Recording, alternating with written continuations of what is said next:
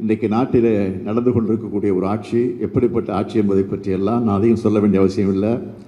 ஏற்கனவே இந்த ஆட்சி பொறுப்பேற்ற நேரத்தில் நான் சொன்னேன், 6 மாதத்துக்கு நான் இதை பற்றி நான் பேச போகிறதில்லை.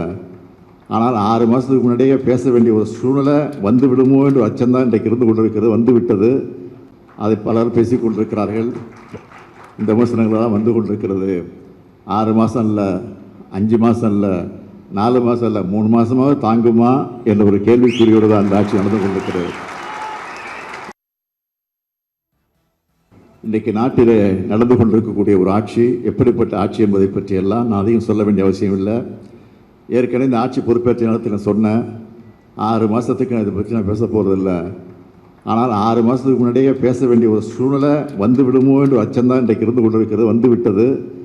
அதை பலர் பேசி கொண்டிருக்கிறார்கள். இந்த விமர்சனங்களெல்லாம் வந்து கொண்டிருக்கிறது. 6 மாதம் இல்லை, 5 மாதம் இல்லை, 4 மாதம் இல்லை, 3 மாதமாவது தாங்குமா என்ற ஒரு கேள்விக்குறியோடு தான் அந்த ஆட்சி நடந்து கொண்டிருக்கிறது.